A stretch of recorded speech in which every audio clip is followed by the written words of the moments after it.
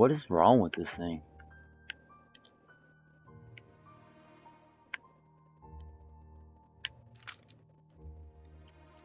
It's literally weird. It's like something's broken with it. Sorry about that. Welcome back to part 3 of the day. YouTube has been very, very finicky today.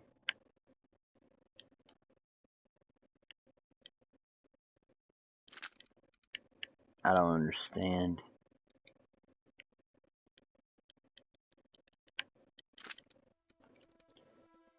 I can't break it down either. It's like something special about it or something. It's weird. Anyways.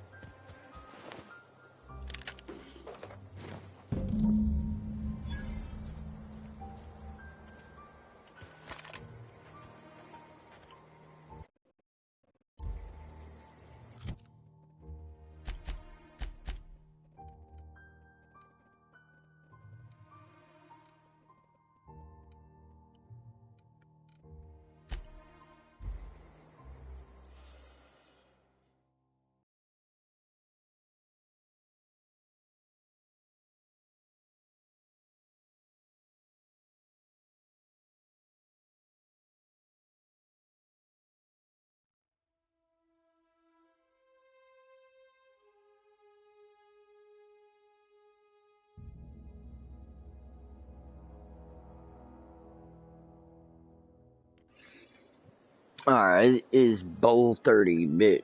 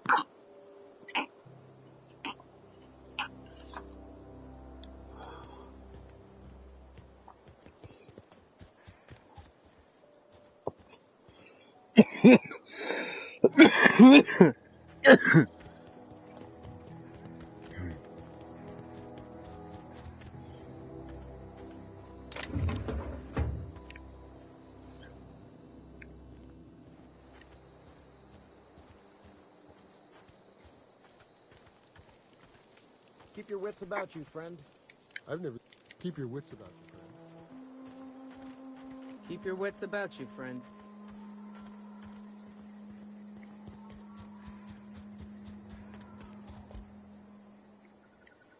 Something I can help you with? Fresh off the limb, and that includes canid meat.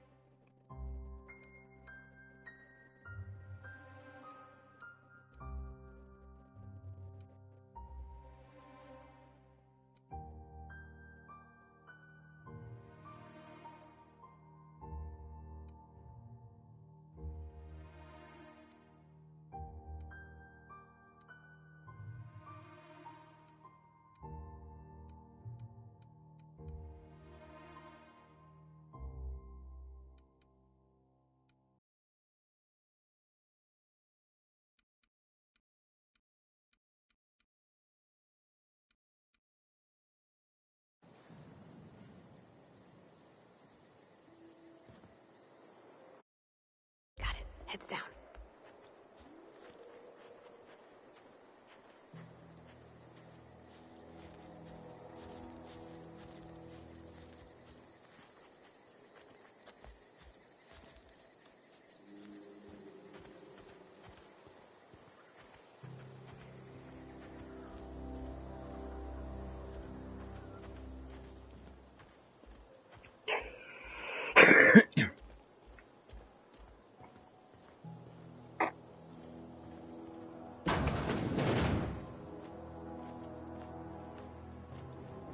Keep your wits about you, friend.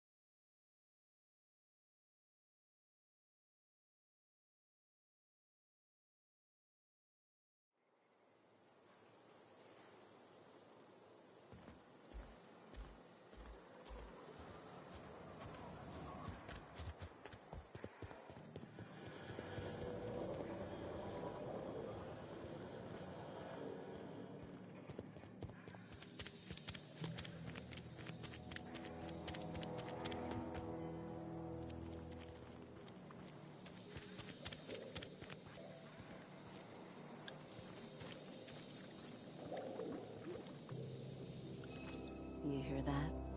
That low, pleasant hum of electricity? It whispers across the Vale like the winds of change. You've done well.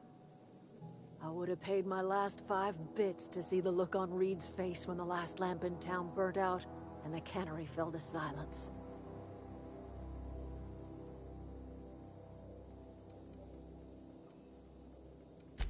Blunt as a hammer. But you're right. Nothing can undo the past. Time's come to look toward the future. We'll grow, I expect. A lot of workers out there with nowhere else to go.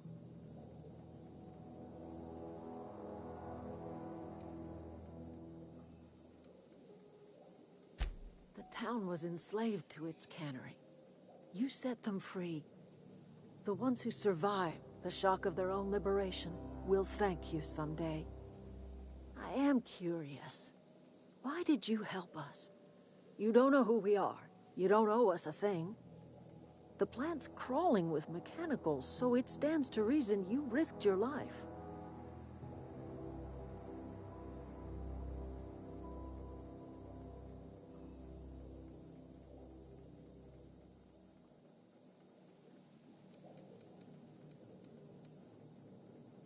You're You're not quite like anyone else I've met.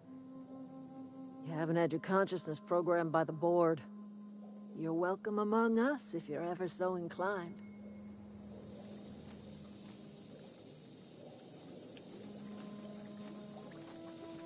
You are welcome here.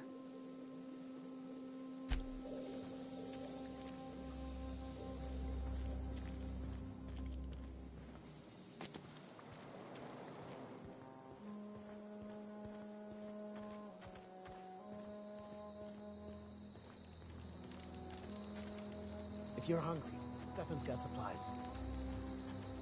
Keep your wits about you, friend.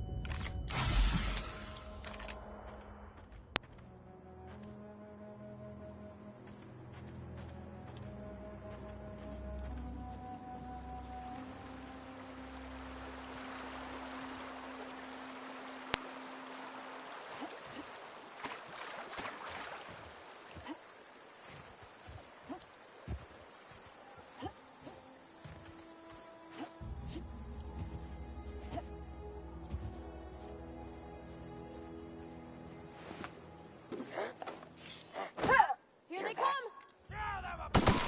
Hit! Down they go!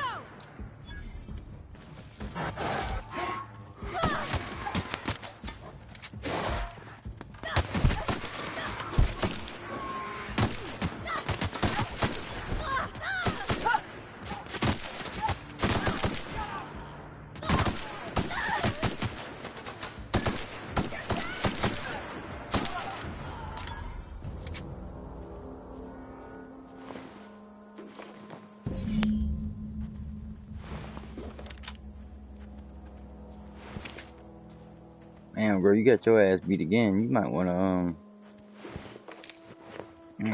probably need to give me some extra shit. Be real with you. So what would they protect down there? My question.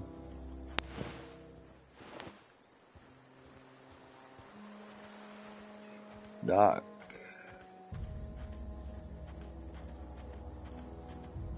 Jesus, man.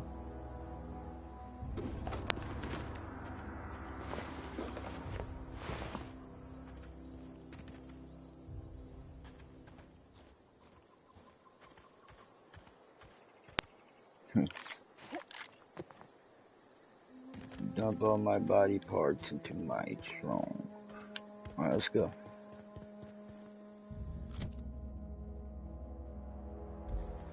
Almost. Go ahead and break down some of these bullshit.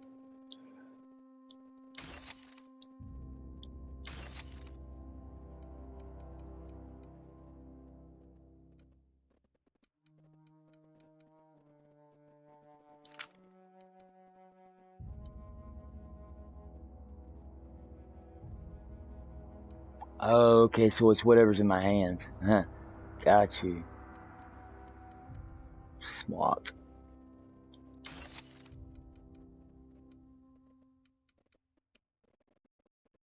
What's the weight of these? 3? Oh god, yeah.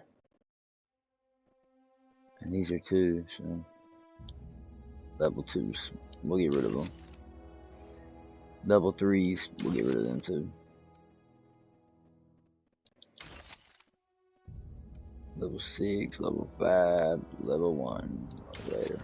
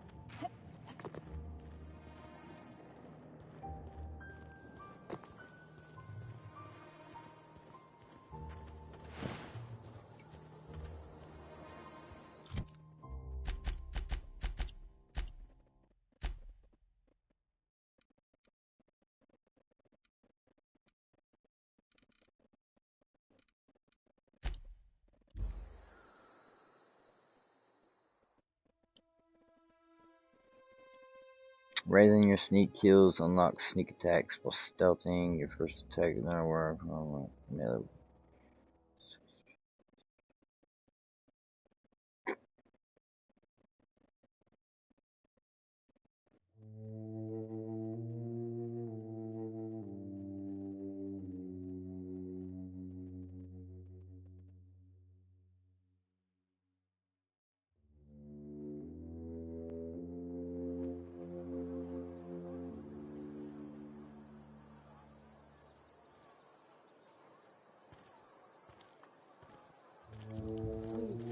Open the door. Not a chance. The last thing we need is for everyone to get sick at a time like this. Leave him in there. It's best for us all. Yeah, that's fucked up.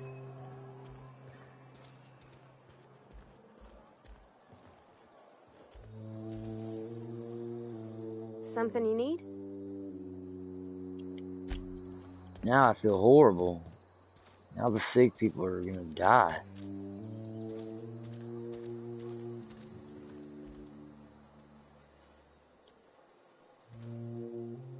Fuck, man.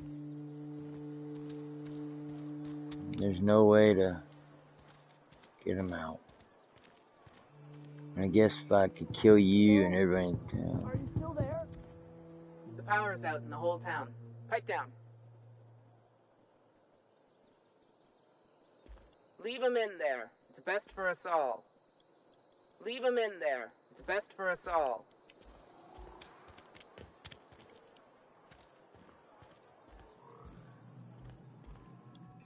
I can't possibly cut anyone's hair in the dark. Go ahead. Edgewater has been good to me. I consider myself privileged to work here. I am never wanting for work, not since the plague started. The plague's come at us with a vengeance this year. Lost 6 workers in as many months. I wouldn't call them good workers, mind you. If they were any good, they'd have been treated. Still, it is a shame. Fever, chills, fatigue, aching, vomiting, an excess of phlegm, a tendency towards belly aching. Whatever it may be, I have developed my own palliative. Boiled canid liver and a splash of ethanol. Company policy, friend. We don't have enough medicine to treat all of us, so we treat the best among us. Mr. Thompson's brainchild.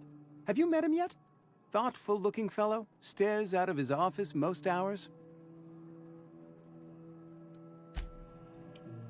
Yeah, I met him. He hates me.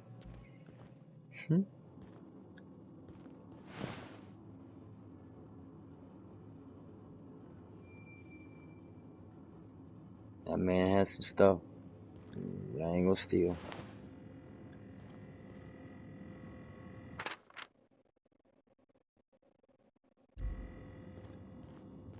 Do not keep sneaking in my things. Like, shut up, bitch.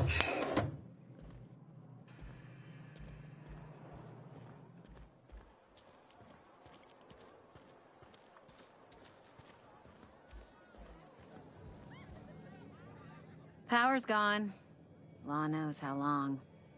Looking to get drunk? Hmm? Go ahead. Suppose I did. Ready to talk about it? What's there to figure out? Stands to reason you work for a company. You ain't Spacer's choice. Could be you're with Auntie Cleo. Who the hell can? Don't see what a Cleo worker's doing in Spacer country. Trying to eyeball the competition, are we? Well, good luck trying to figure yourself out. Sounds like you'll need it. So much for small talk. That's fucking funny. Huh? Huh? Carry on. So everybody's just gonna stay up here and get drunk. Never seen you here before. You a visitor? Welcome. On behalf of the Spacer's Choice family, let me welcome you to, where am I again? Edgewater, Jewel of the Vale. May the law bless our beloved cannery with 100 years of, what's it called? Productivity. That's the one. Yep, that's us. Productive. I am in no condition to do any work. Not so long as my injuries trouble me. What injury, bitch? Yep. Got my mid stuck in a rotor wheel. Shredded my wrist up real good. Oh, shit. Conrad went and sewed up my hand, but I couldn't do much about the pain. Boss was real generous to me, though. Got myself a 5% discount on Zero G Brew. After the second bottle, the only pain I feel is emotional. Hey, Conrad's a surgeon. Well, he's a barber. That's like surgery, but for your hair. Oh my god.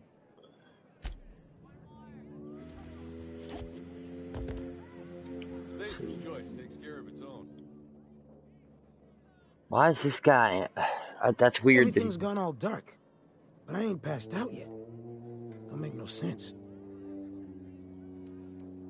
Numb to the bone thanks to Zero G Brew. Zero G Brew. It's an ale that's good for what ails you.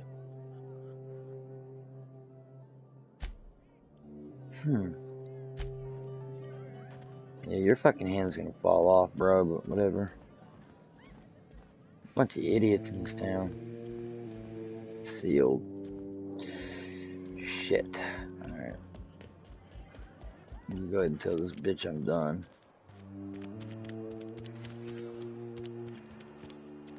What's up, ladies? Cannery's dead. This is gonna throw a wrench into my actuarial tables. Oh, I'm an actuary. That means I keep tabs on a worker's living expenses. How much it costs to feed, clothe, shelter, bury, and replace your average human worker. Technically, I'm employed by the Spacer's Choice Department of Human Resources. Okay. I'll leave you. I don't have time for this. Do you not? Because pretty sure that you do. Are we getting paid or not? Got my hands full at the moment. Make it quick, please. We pay by the finger. What do you have for me? Mabel Burgess. Age 37. Right or left-handed? Let's just say no longer applicable. I remember Doc Burgess. Conducted my physical every fiscal quarter. Guess she couldn't keep her hands off her patient's medicine. Still one outstanding bounty. If you've got a finger, I've got the paperwork. Okay. Here we are. Bertie Cotton. Cause of death. Let's just say overwhelming physical trauma. Bert was the local preacher before Max took over. Always was quick to remind us that we all get what we deserve in the end. Damn it. Well, that's all three. I must remember to requisition some more fingerprint ink. Here's all the compensation you've earned, plus a bonus. A junior deputy. That's so goddamn stupid. You've done such a bang-up job hunting down our former workers that I thought it only proper to deputize you. Congratulations. Let me stop you there. It is official Spacer's Choice policy that all Marauders, regardless of prior affiliation to the Spacer's Choice brand, no longer qualify as our people.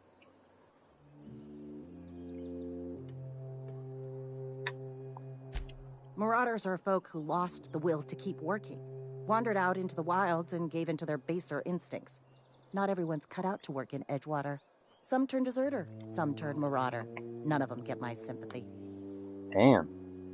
She said none of them could.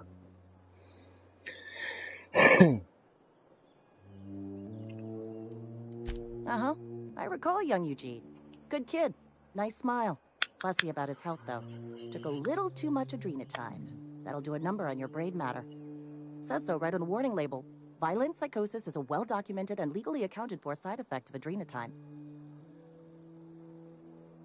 What's on your mind? As long as your questions fall within the acceptable margins of curiosity. If this is a setup to a joke, you should know I've never found anything amusing in my life. I don't serve Edgewater.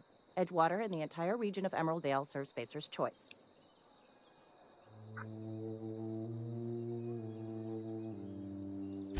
Spacer's Choice is a wholly owned subsidiary of Universal Defense Logistics, which occupies a seat on the Halcyon Holdings Corporation, also known as the Board. I must admit it bothers me that you don't already know this.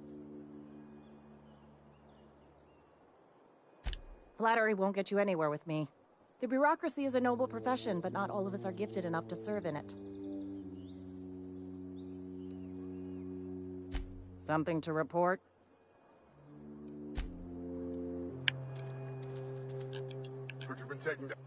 Some holeheads running around town talking about lost colony ships.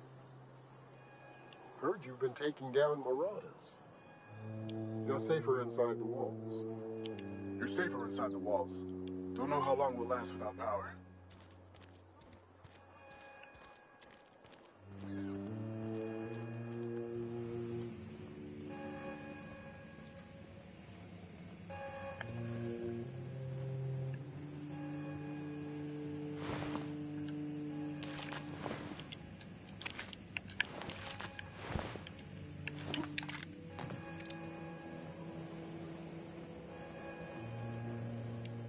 You picked a fine time to visit, stranger.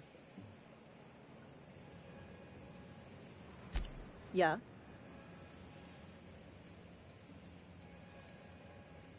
Didn't anyone ever tell you not to go rifling through other people's correspondence? Excuse you.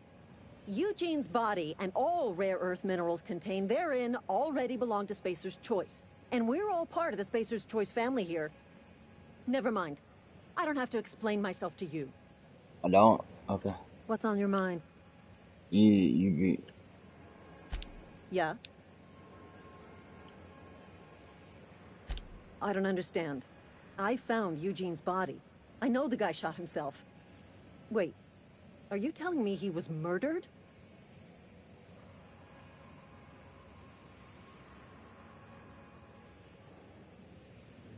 Like I didn't have enough to worry about. Now I've got to keep one eye peeled for a possible criminal. This is all a little too much for me to take in. But I guess if Eugene wasn't a suicide, our town won't have to pay a penalty.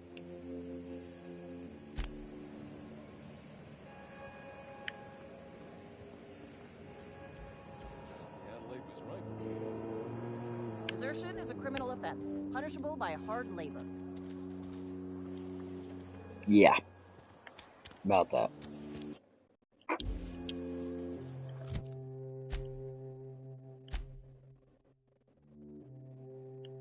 Okay, that's it. Go back to my ship. Yeah, this shithole. Well, maybe. If the ship works, that is.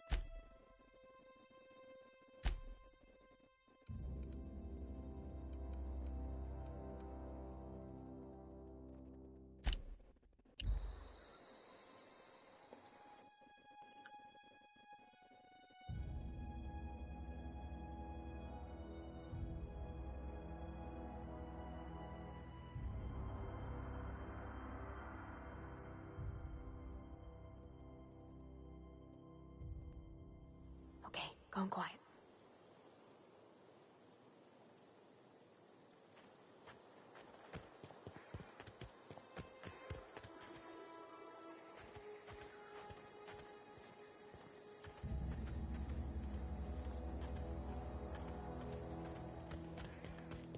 Is this your ship? Oh my stars, she is just so handsome. Does she have a name yet? What's her drive model? Oh, gosh. Listen to me babbling. When I was in Edgewater, I dreamed of flying on a real ship, working on a real engine, belonging to a proper crew. Edgewater won't last another season without power, but that don't change the fact that I'm indentured to Spacer's Choice. Company expects me back at my post.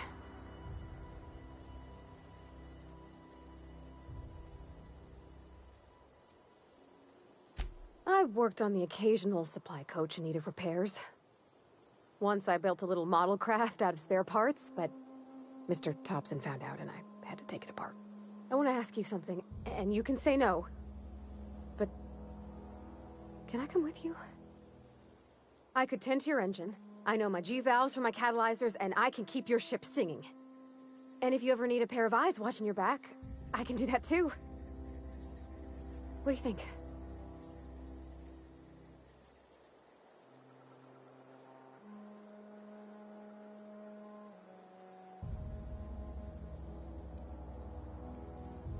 I know. Mr. Thompson said I was to chaperone you about the Veil. Loan me out to you like I was Spacer's Choice property. Well, they may think I am, but I'm not. Yeah, Mr. Thompson's got a temper. But I'm more scared of missing out than I am of him. I don't want to lose my one chance at seeing the stars. Yeah, I've been thinking about that. I had my misgivings about Miss McDevitt and the deserters, but you took pity on them and sent power to their garden even though you knew Mr. Thompson would hate you for it. All this time, you've been determined to get your regulator back, get your ship up and running, and cut a path out of this place. And well, I want in. Okay. Not much of an Edgewater left to go back to. Yeah, you're right about that. My whole life's been small. I realized that when you walked into town. I've been seeing the same faces every day, the same sky, the same stars. Then I saw this ship. This gorgeous, stately lady with her eyes turned skyward, and I made up my mind to come along with you. Yes! I mean, thanks. You won't regret this, ma'am. Captain.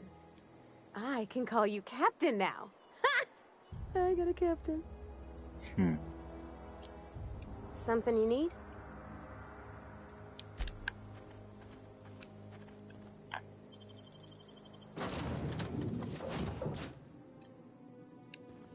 Well, I certainly am looking forward to flying on a ship named the Unreliable. I'll just head upstairs and claim a room.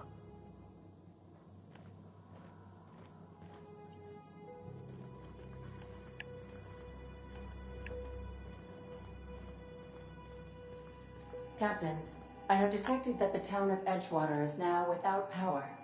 I appreciate you doing your part to hasten their demise. What can I do for you, Captain?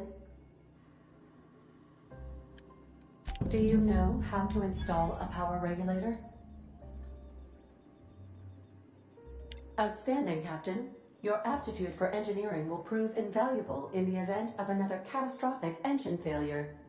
Our engine room is located behind you, across the cargo bay, up the ladders.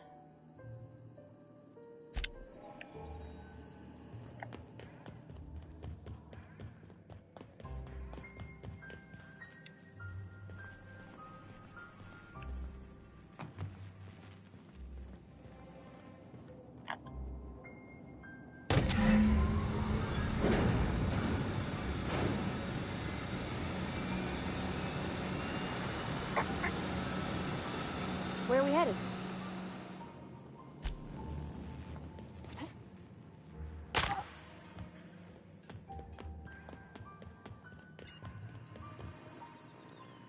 What can I do for you, Captain? All systems are operating within acceptable parameters. I am prepared to bring the Unreliable into low-altitude orbit. This should prove an adequate test of our flight capabilities.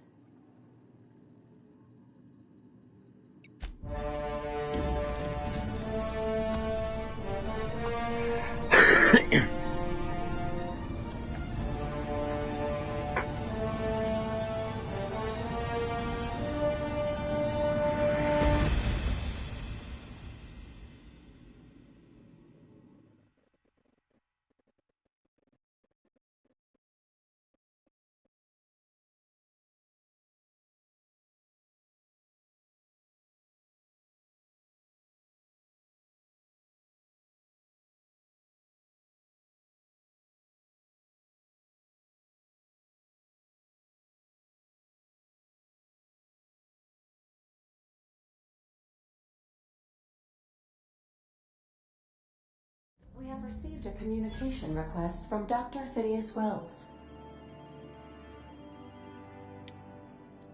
Based on my initial calculations of Dr. Wells's personality, that seems highly unlikely.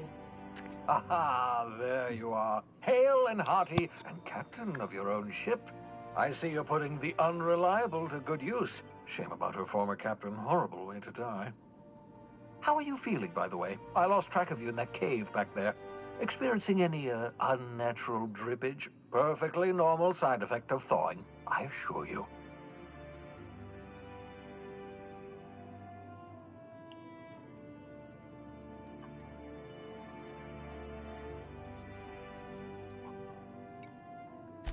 What you saw in Emerald Vale is happening all across the colony.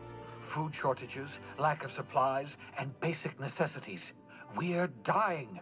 The chairman, the minister, and all their lackeys on the board are to blame.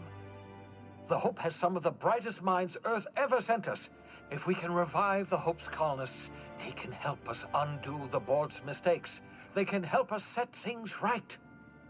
You need to get to Stellar Bay on Monarch. I have contacts there. They'll help me, help us, find the chemicals to revive your fellow colonists. Gladys Culkelly, lovely woman, runs a cozy little black marketing outfit on the Groundbreaker. She can get you a nav key to land on Stellar Bay.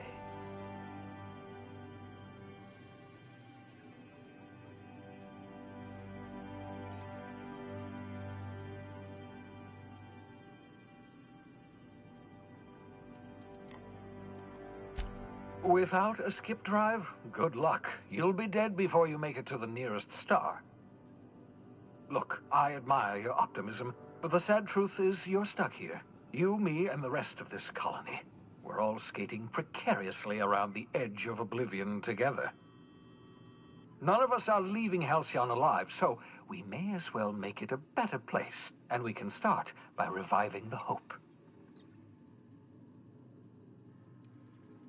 Captains don't fly their own ships, you see. Your navigation terminal handles the, navigation.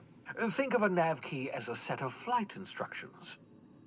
The board's been confiscating nav keys for Stellar Bay, so we must rely on unconventional means of acquisition. Hence, Miss Gladys Culkelly. Gladys and I have been doing business for years. Her smuggling credentials are unimpeachable. If anyone can get you a key to Monarch, it's her. Criminals? Goodness, no. Smuggling is a perfectly legitimate business venture. If misappropriating board property is a crime, well then, throw me in Tartarus. Plenty of ways to make money in Halcyon, you know. Not all are above board. Oh, above board, above the Halcyon board. Get it?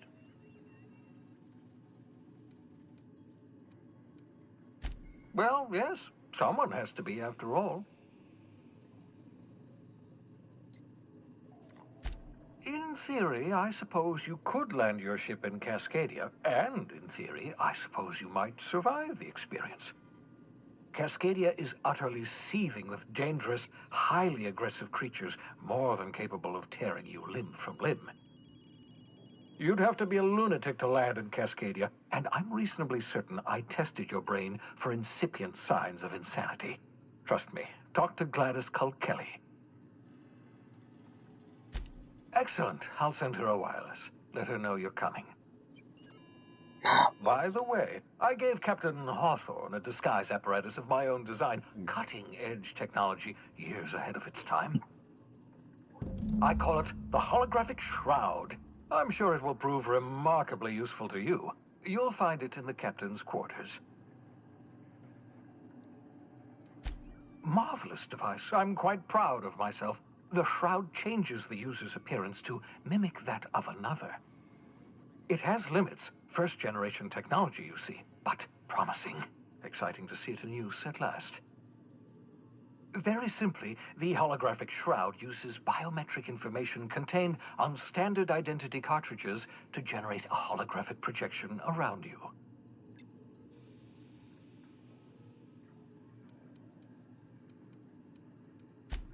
only stands up to a casual scrutiny. Use it too long, bound to flicker, blur, something like that. Movement makes it more likely. Best used in moderation.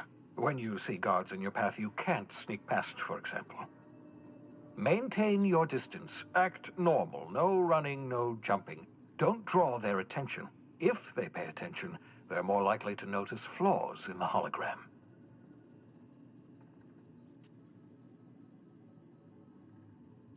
A change of clothes. What is this? Some old spy serial?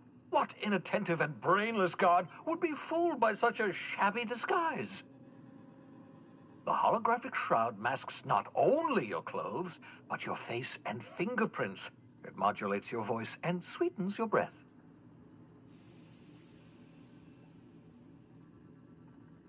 Science, that's how. Ha ha ha ha! The beauty is they don't expect it. The shroud is the only one of its kind. We humans have a tendency to overlook the unexpected.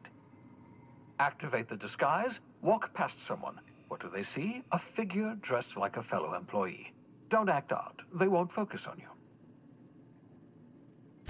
Excellent. I'll contact you once you've found a way to get to Stellar Bay. If you have any questions, come see me in my lab. And remember, don't trust the board. They'll try to win you over with promises of wealth and power, but it's a lie. The board's only interested in filling their own pockets. If we don't put a stop to them, they're going to run this colony to the ground. Transmission ended. If you are ready to depart, please select a destination on your navigation terminal.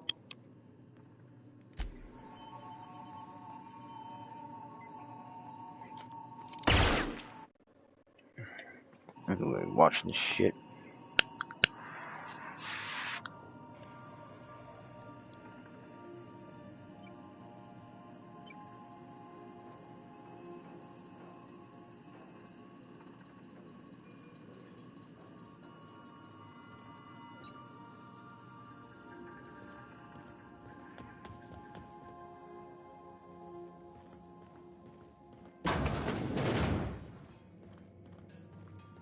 Yeah, so this is my hidey spot now. I was looking for a place that was quiet. I figured the kitchen would be louder than the hold, so here I am. Cozy like, ain't it?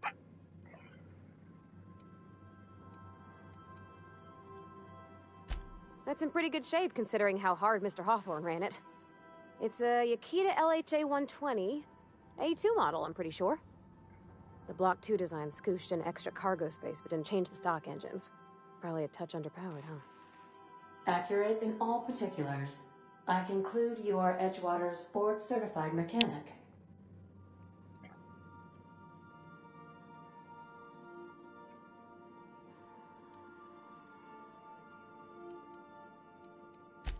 Fly-by-wire's pretty normal. Or leastways, that's what I read in the trades. I've never been on a real ship before. Hello! I am not a board-certified mechanic. But my dad was. He taught me all he knew. Do you understand? Speech recognition is one of the many skills I have been programmed to simulate. You're not simulating it, you're doing it! I asked a question and you answered it. I am gratified you consider this facsimile convincing.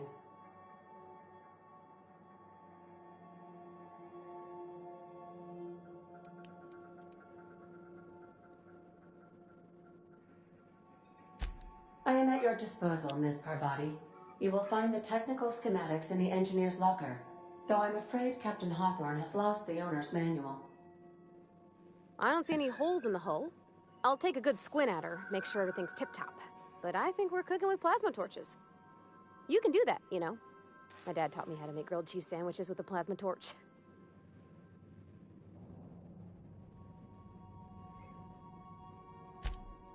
Mostly, yeah. I lived in the maintenance office near all my life. Mr. Thompson never let me forget how funny that was.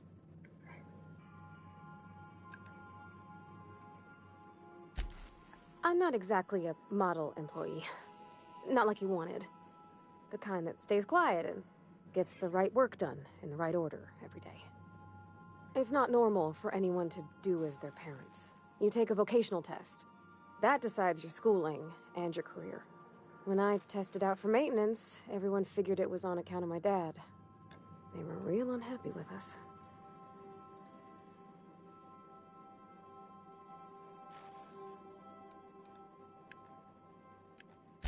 Well, I'm good at making things work the way they ought. Not so much at doing such to somebody else's schedule. There's times I'm working deep in the guts of a loader, getting it all running perfect. Then I look up to see it's tomorrow, and I've blown another deadline. Anyhow, I was happy to get back home. I didn't care much for schooling.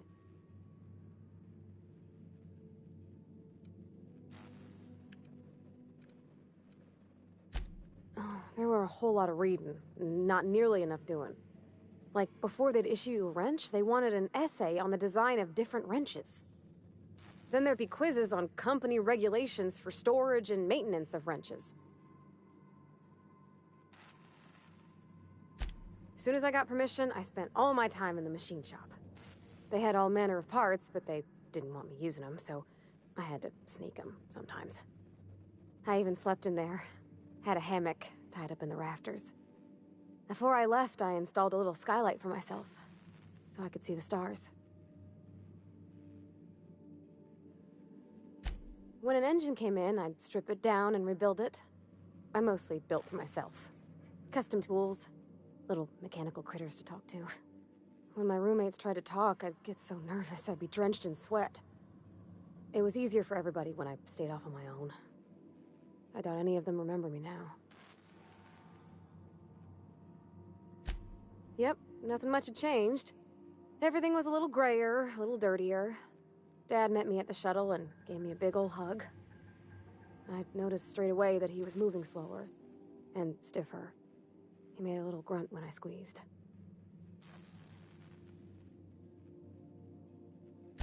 About a year. I tried to do more of the work so he could rest. His heart gave him pains. Dad never said that he loved me, you know? I knew on account of him showing it. How he'd stay up late to help with my projects or listen to my fretting. Oh gosh. Look at the time. Sorry to bend your ears so long. And I got so much to do before this ship's in decent shape.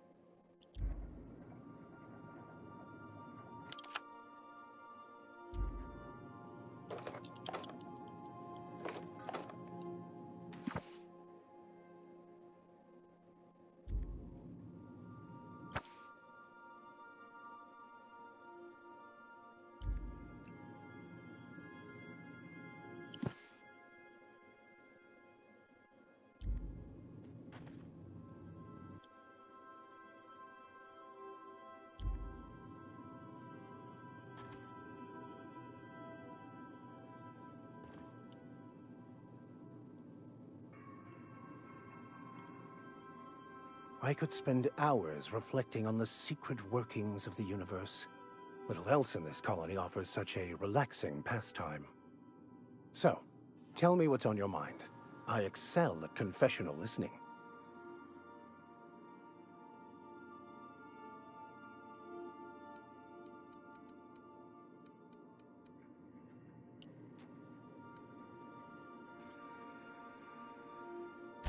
I've been thinking on that. There's a former infamous philosopher scholar who fled Terra 2 some years ago. He's an expert on Baconu. He's also who told me of the journal's presence in Emerald Vale. If anyone in this colony could translate that book, it would be him. That's a good question. We should start on the Groundbreaker. It's where I'd go if I wanted to get off Terra 2. Great place to pick up a ride to Hephaestus, Scylla, even Monarch. All I need is access to a data cartridge from the security terminal. Their easily hackable system keeps a registry of all crew manifests for both arrivals and departures. I'll comb the last 6 months of departure manifests to track the Philosophist's off-world destination. Before I transferred to Edgewater, I had a wealth of time to develop certain, secular skills during my years serving a particular penitentiary flock. I meditated, led sermons, provided guidance to the inmates as needed, of course. I also played prison yard tossball and taught myself a bit about computronic security systems. Thank you, Captain.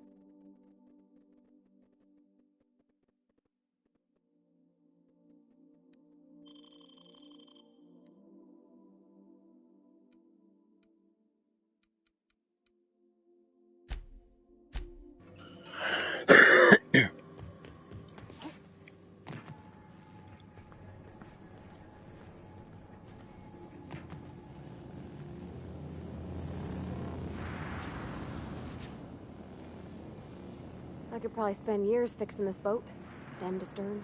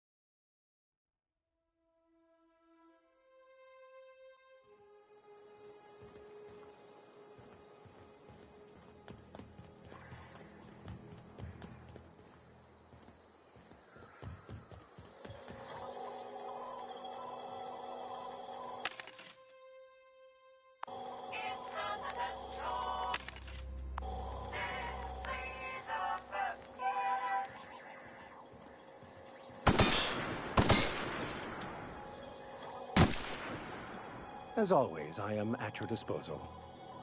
So, tell me what's on your mind. I excel at confessional listening.